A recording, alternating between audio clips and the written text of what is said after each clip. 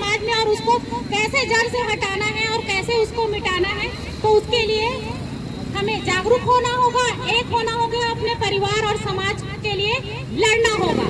और हम किसी सरकार की बात तो करते ही नहीं है, हम सिर्फ मुद्दे की बात करते हैं। जो मुद्दे की बात करे और मुद्दे के लिए हमारे लिए खड़े रहे, वो उस सरकार के साथ हम सर्वदा खड़े रहेंगे।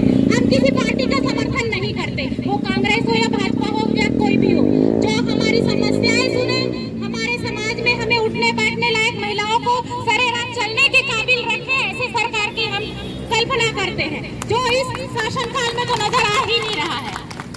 चाहे कश्मीर बोलो, चाहे मणिपुर बोलो, चाहे बस्तर बोलो, महिलाओं के साथ कितना अत्याचार हो रहा है वो महिलाएं नहीं देखेंगी, महिलाएं नहीं समझेगी तो कौन समझेगा।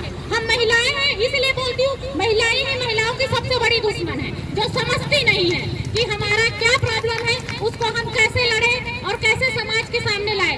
हम किसी पार्टी के पीछे भागने लग जाती हैं जो हमारे काम नहीं वाले आने वाले, उसका हमें खुद को लड़ना होगा। हमारी इज्जत को कैसे बचाना है, हमारे समाज को कैसे बचाना हो, अवेयरनेस कैसे लाना है, इसके लिए हमको खुद जागरूक होना होगा। हम किसी समाज के नहीं हैं, किसी पार्टी के नहीं हैं, हम सिर्फ एक महिला है और महिला के लिए लड़ना सीखना होगा, ये मैं चाहती हूँ। कोई पार्टी किसी का साथ नहीं देगा, आपका इज्जत आपके हाथ में, आपको कैसे बचाना है उसको देखो, उसको जानो और जागरूक रहो, तभी आपकी इज्जत बनी रहेगी समाज में और देश में। तभी आप जाके, बाबा साहब ने कहा था ना, शिक्षित बनो, संगठित रहो और संघर्ष करो। तो सबसे पहले शिक्षित बनो। शिक्षा सिर्फ पढ़ाई का नहीं होता है, जागरूकता का भी होता है। तो जागरूक बनो पहले, तभी जाके आपका संगठन मजबूत होगा, तब हम लड़ पाएंगे।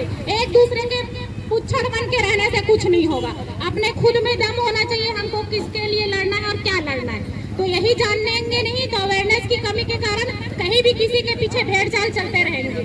तो हमको एक मत होके एक दिशा में चलना है। तो ये जानो, हम किसी के पीछे लड़ना ही नहीं है। हम यही बोलती हूँ मैं, एक अपना खुद जाग जाओ ना यार, सब तो दुनिया जाग जाएगी, हम खुद नहीं जाग रहे हैं, अपने परिवार को नहीं संभाल पा रहे हैं, देश संभालने चले।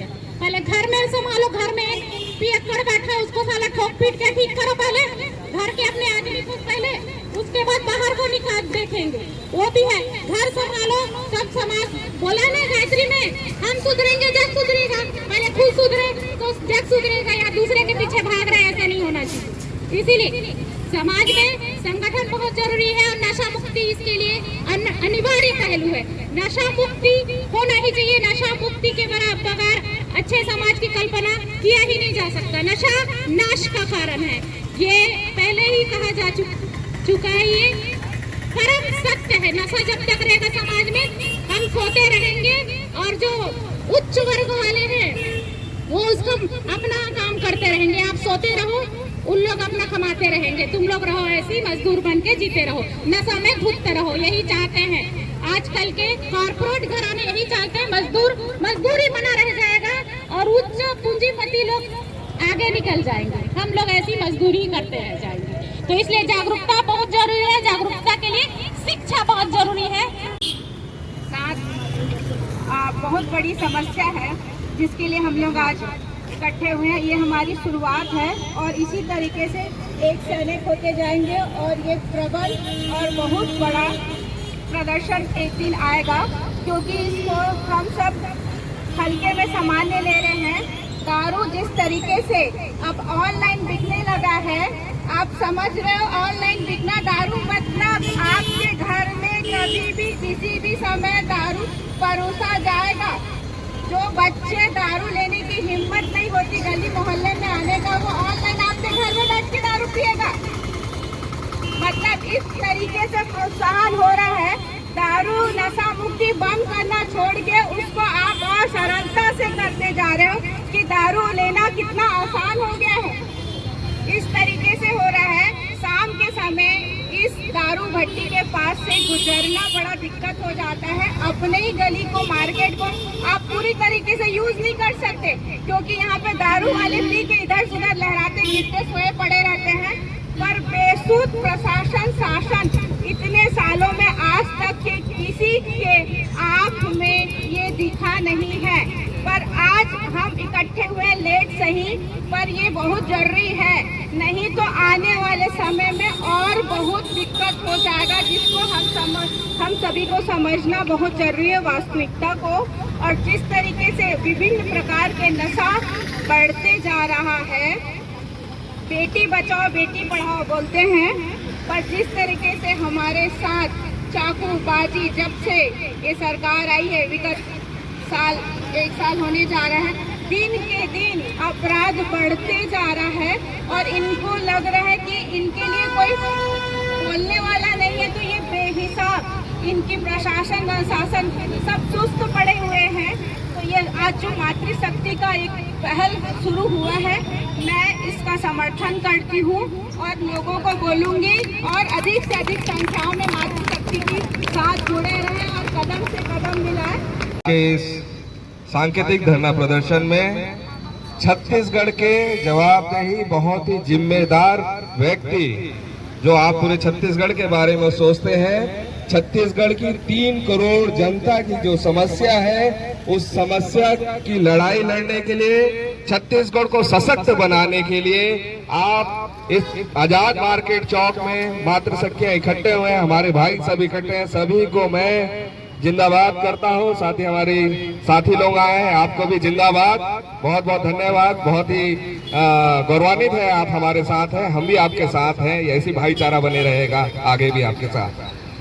तो आप सभी छत्तीसगढ़ के गणमान्य नागरिकों को मेरा जोहार। आज का विषय आप जानते हैं कि छत्तीसगढ़ में जो कुर्तियां हैं, सामाजिक कुर्तियां, सामाजिक शक्ति इसलिए जुड़ा हुआ है क्योंकि हम जिस तरह अपने परिवार के लिए जिम्मेदार व्यक्ति हैं, एक समाज के लिए जिम्मेदार व्यक्ति हैं, उसी तरह इस छत्तीसगढ़ के नागरिक होने के नाते छत्तीसगढ़ की नीतियों के लिए भी हम एक जिम्मेदार नागरिक हैं। और छत्तीसगढ़ को सशक्त बनाने के लिए हम सबके सहयोग के साथ, हम सब एक साथ मिलकर ही हमारे छत्तीसगढ़ को नया दिशा दे सकते हैं।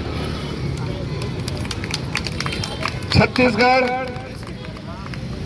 आज, हमारा छत्तीसगढ़ आज कॉर्पोरेट घरानों का चारागाह बन गया है।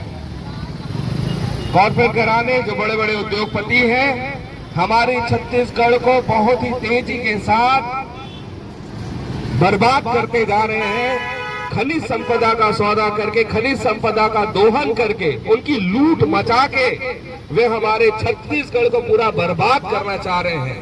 कुछ ही दिनों पहले सामाजिक पत्रिकाओं में आपने पढ़ा होगा, हमारा छत्तीसगढ़ प्रदूषण में 5वां राज्य बन चुका है।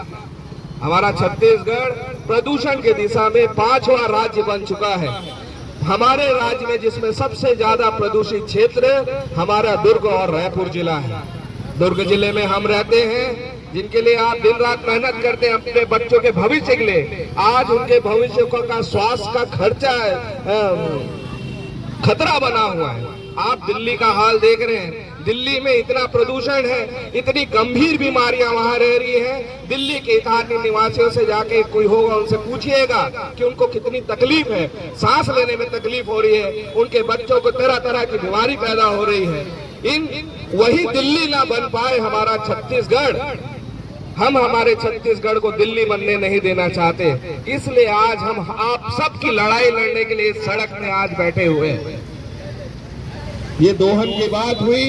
दूसरा, एक छत्तीसगढ़ के हम जिम्मेदार लोग हैं, छत्तीसगढ़ नशा से दूर हो चुका है। हमारी आने वाली पीढ़ी, हमारे लोग नशे में ग्रसित हो गए। हमारे छत्तीसगढ़ को एक नया दिशा देना चाहिए, वो बिल्कुल डिस्टर्ब होते जा रहा है।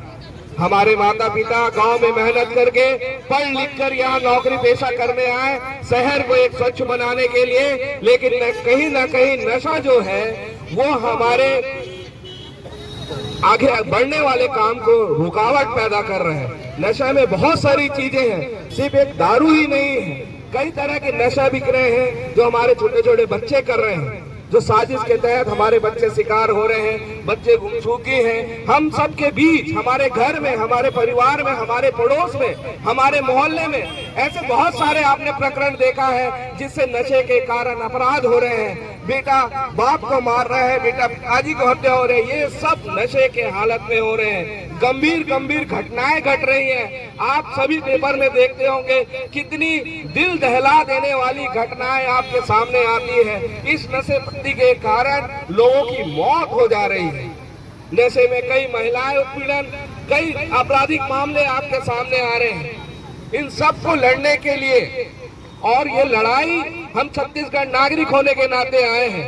हम अपने छत्तीसगढ़ को स्वस्थ और उत्तम बनाना चाहते हैं। सरकार किसी की भी हो, जो भी जवाबदेही बने हैं, हमारे छत्तीसगढ़ को दिशा बनाने के लिए नीति होनी चाहिए, ताकि हमारे आने वाले भविष्य, हमारा पूरा प्रदेश बहुत ही स्वस्थ, सुंदर, जागरूक, अन्य प्रदेश के अलावा वैसी तेजी से प्रगति करे।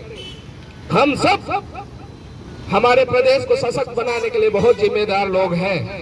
अब स्थानीय बातों को करते हैं। ये भिलाई का क्षेत्र है, भिलाई इस्पात नगरी है। आज 50-60 साल बीत चुके हैं। कई धरातल में कई परिस्थितियां बदल चुकी हैं। जितने 66,000 कर्मचारी थे, आज 15,000 कर्मचारी रह गए हैं। यही मेहनत कश करने वाले कई हमारे सेक्टरों से लगे, बस्ती लगे हुए हैं, जहाँ हमारे मेहनत कश लोग रहते हैं। कोई रिक्शा चलाता है, कोई मजदूरी करने जाता है, कोई दूध बांटने जाता है, कोई पेपर बांटने जाता है। आज उन्हें ही सामाजिक सुरक्षा की सबसे ज्यादा जरूरत है। भिलाई स्टील प्लांट की नीति उन्हें बार बार परेशान करने जाती है, उन्हें नोटिस देती है, उन्हें कहती है कि उनका जमीन खाली कर दो, घर के, उनका इतना डर है उन्हें अपने घर को बचाने के लिए। ये भिलाई स्टील प्लांट ये हमारे देश की जनता का है।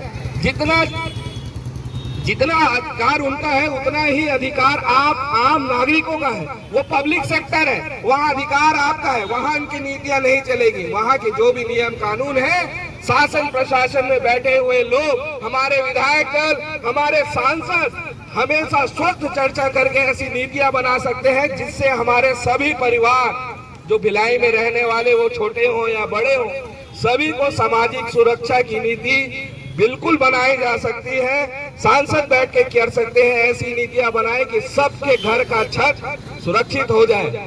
सरकार की पहली जवाबदारी होती है रोटी कपड़ा मकान की सुरक्षा देते हैं, तब उन्हें शिक्षा, स्वास्थ्य, रोजगार दिया जाता है, तभी वो परिवार सशक्त होता है। और जिस दिन हमारा अंतिम व्यक्ति सशक्त होगा, उसी दिन आपका देश सशक्त होगा।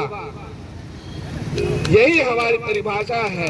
तो जो भिलाई स्टील प्लांट की लड़ाई है, हमारे श्रमिक क्षेत्रों को जैसे साड़ा दे, जब भिलाई स्टील प्लांट के कुछ खाली जगहों को भिलाई प्रबंधन उन्हें सुरक्षित नहीं कर पा रहा था, तो उन्हें साड़े में दे दिया जगह था। वैसे ही खुर्सी पार का एरिया है, जब वहाँ बीएसपी अपना ध्यान नहीं रख पा रहे थे, तो प्रथम पहले माह करके उन्होंने एक योजना बनाई थी, जिसमें 10,000 रुपए स्वीकृत राशि देके उन परिवार को सुरक्षा दिया गया था।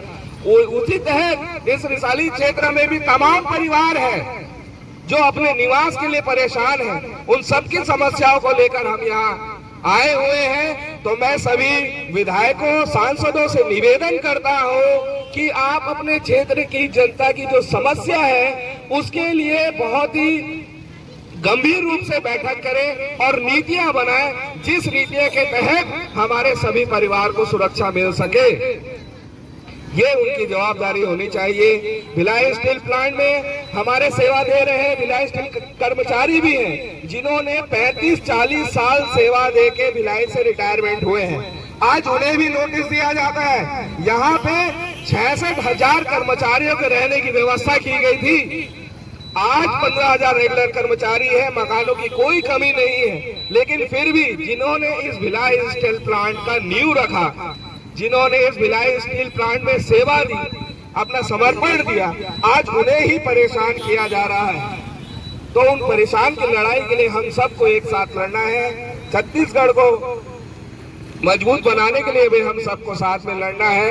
एक तरफ सरकार ये भी नहीं बताती, हमारे छत्तीसगढ़ में मानव तस्करी के आधार पर महिला बच्चियों का सबसे ज्यादा तस्करी हो रहे हैं, जो बहुत ही दुख की बात है। हम नहीं चाहते कि हम यहाँ रहें या बस्तर के किसी लोगों के साथ अन्याय हो, सरगुजा में किसी लोगों के साथ अन्याय हो, कवर्धा में लोगों के साथ अन्याय हो, किसी के साथ भी अन्याय ना हो।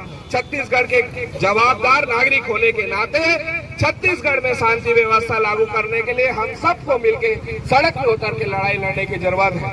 ऐसी नीतियां जो भी बैठे रहे, जवाबदेही जिनकी भी रहे, जिनकी भी सरकार रहे, वो छत्तीसगढ़ की आम जनता से जुड़ी हुई नीतियां बनाए, जिससे जिन समस्याओं को लेकर आज हमारी माताएं बहनें यहाँ बैठी हुई हैं, ये सिर्फ आपकी लड़ाई, सिर्फ अपनी लड़ाई नहीं लड़ रही है, ये ऐसे हजारों लाखों परिवार जो पीड़ित हैं, जिनके कारण उनका परिवार तबाह हो गया, जिनके कारण उनकी समस्याएं पैदा हुई, उनकी लड़ाई लड़ रहे हैं। आपके हर व्यक्ति जो छत्तीसगढ़ में रहता है, हर छत्तीसगढ़ के आम नागरिकों की लड़ाई ये माताएं लड़ रही हैं। मैं आप लोगों को सैल्यूट करता हूं, समझता हूं कि आप लोग बिल्कुल छत्तीसगढ़ की लड़ाई लड़ने के लिए यहाँ बैठे हुए हैं, और हमारे जो लोग सुन रहे हैं वो भी समझेंगे कि छत्तीसगढ़ को शांति प्रदेश बनाने के लिए हमें किस तरह से उपयोग करना पड़ेगा। अपराध का एक कारण ये भी है, हमारे छत्तीसगढ़ के युवा साथियों को रोजगार का अवसर नहीं मिल पा रहा है। आज अगर उन्हें रोजगार का अवसर मिले तो वो बेहतर काम करे, परिवार के लिए काम करे, समाज के लिए काम करे।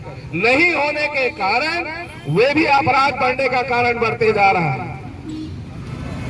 तो इन सब बहुत सारी बातें हैं जिन हमारी माताओं बहनों ने अपने अपने तरीके से आप सबके सामने बात टूटी फूटी अते मजाक बहुत मुश्किल से माइक पकड़ा उन्होंने, लेकिन ये जो आप बीती बोला, ये हर परिवार की कहानी है, ये हर परिवार से जुड़ी हुई बातों को वो यहाँ लेके आई हुई है। सुंदरनगर की महिलाएं आई हुई है। आप सोचिए, भिलाई जैसे शहर में रहते हैं, भिलाई की पहचान पूरे विश्व में है रेल पात्र के लिए, लेकिन आप ही के बगल में सुंदरनगर में 50-100 परिवार रहता है जो बिना बिजली के रहता है। आप सोचिए आपके बच्चे को क्या सुविधा मिल रही है, और ये हमारा जो परिवार है, आर्थिक रूप से जो कमजोर परिवार है, उनके बच्चों को हम क्या दे पा रहे हैं।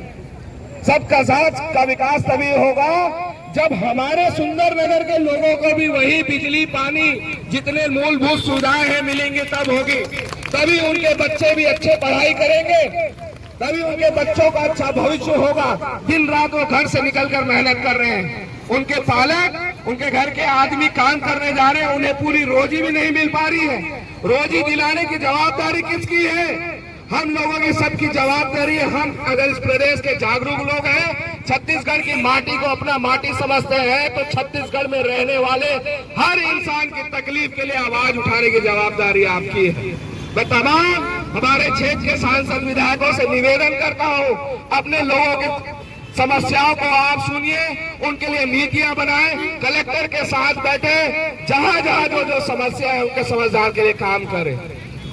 समय तो 5 बजे हमारा कंप्लीट हो चुका है, बाकी बात आने वाले समय में हम फिर और दुगनी ताकत के साथ ये तमाम लोगों के बीच उनकी बातों को लेकर हम यहाँ उपस्थित होंगे। फिर से हम छत्तीसगढ़ की बात करेंगे, हम छत्तीसगढ़ के लोगों की बात करेंगे, हम छत्तीसगढ़ के अंतिम व्यक्ति तक सरकार की अच्छी नीतियों को पहचानने का प्रयास करेंगे, ताकि हमारे छत्तीसगढ़ का अंतिम व्यक्ति सशक्त हो, जागरूक हो, हर समस्या से दूर हो। ये लड़ने का, आवाज उठाने का प्रयास करेंगे।